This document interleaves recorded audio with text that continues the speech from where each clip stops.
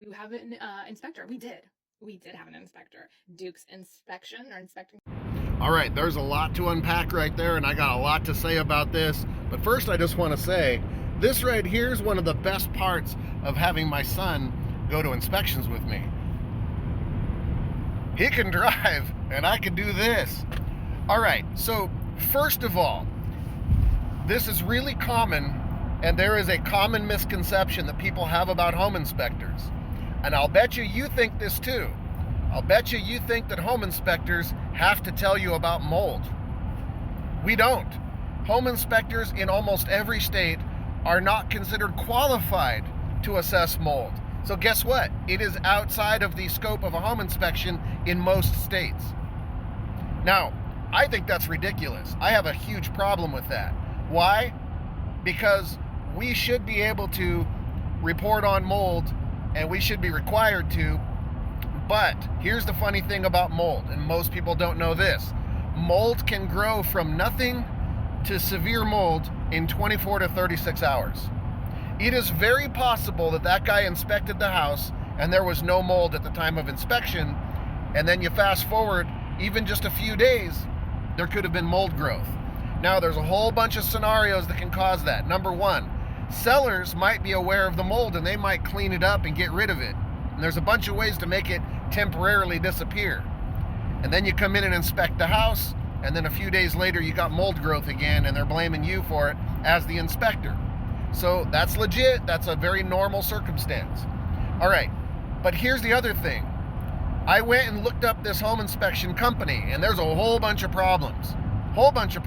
Now, I'm assuming I did my Google search for Goodrich and Livingston and Duke's Home Inspection, and it looks like that's out of Texas. So I just want to preface everything I'm about to say. I'm assuming that this is in Texas. If that's the case, Duke's Home Inspection, their website isn't even up. Their website's down. Number two, their most recent Google review was a year ago. Number three, they've got negative reviews. And so I look at that and I go, this is all the stuff that I say every day of my life. First of all, I'm not required to report on mold, asbestos, lead. All of that is outside the scope of a home inspection, but I always report on it if I see it. If I see anything that looks like mold, it goes in my report 100% of the time. If I see anything that looks like asbestos, that goes in my report. If I think it's likely the home has lead paint, lead pipes, that always goes in my report 100% of the time. I never skip that stuff. But not all home inspectors are like that. A lot of home inspectors say, I'm not required to, therefore I won't. It's really all about what level and what standards they're going to provide to you. So, when I hear a story like this, what I assume is that number one, she either went with the inspector that her realtor recommended, or she might have price shopped. She might have called around and tried to find an affordable inspector, somebody that's cheaper. Somebody will save $200 sometimes. Now, I'm not saying that's the case. She may have done her due diligence and found the best guy. I don't know like how she found that inspector. But what I can tell you is, now we'll get into the solution, right? That's all the problem. Let's focus on the solution. The solution is, to be honest, mold like that really shouldn't be a deal breaker. It's pretty straightforward to remediate. It's very solvable. The first thing you need to understand about mold is that mold requires certain things in order to exist and propagate. Number one, it requires moisture.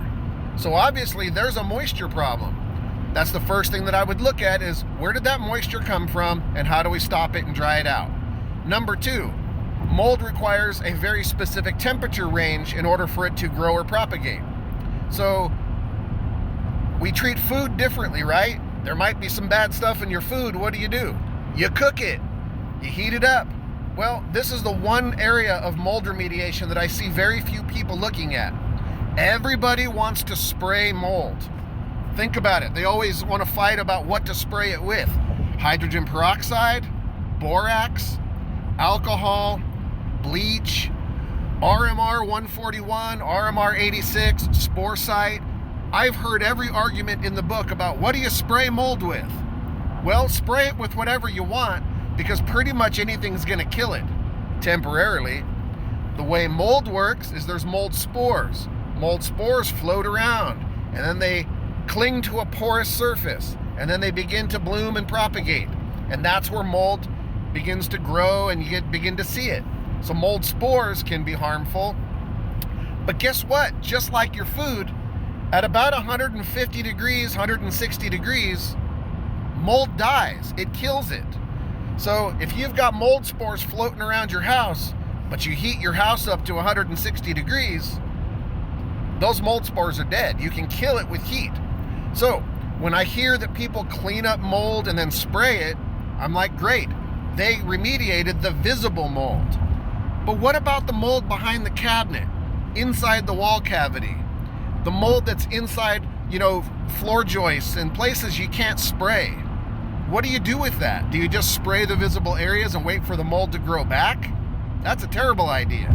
So we often use heat to remediate mold in places that we can't get to with a spray. So we will use heat guns, we use propane jet heaters, salamander heaters. Now, this is where it gets tricky, and I've done videos on this before.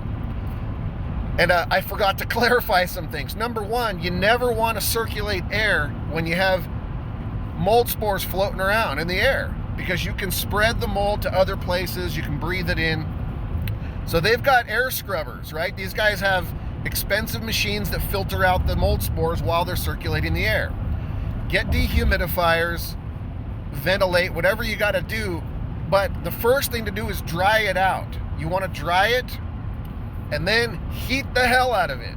Heat up that space to 160 degrees and hold it there, and depending on what your comfort level is, we've done it for a 24-hour cycle before, where we've actually heat treated an entire space. Now, funny thing is, heat treatments are also how they treat bed bugs and other pathogens. So once you heat a space to 160 degrees, there is not much that can live there, including mold. So if that were my house, those are the steps that I would take. I would dry it out, I would heat the hell out of it, and then I would spray anything that you could with whatever product you think is best.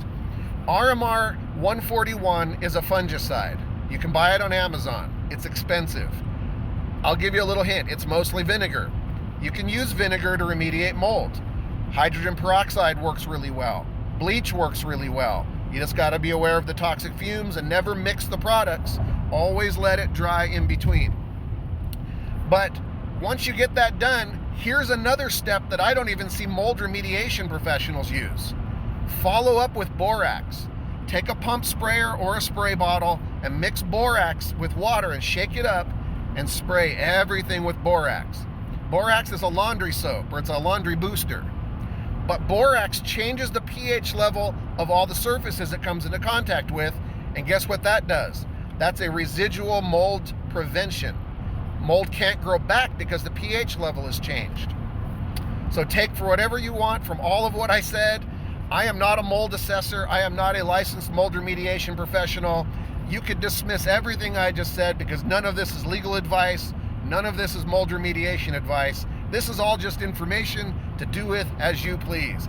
I wish these guys luck. I wouldn't not buy the house. That is definitely a solvable problem. It's not even that hard to do, and there are lots of companies that are going to charge you tens of thousands of dollars to do something that's actually pretty inexpensive and straightforward. Those are just my opinions.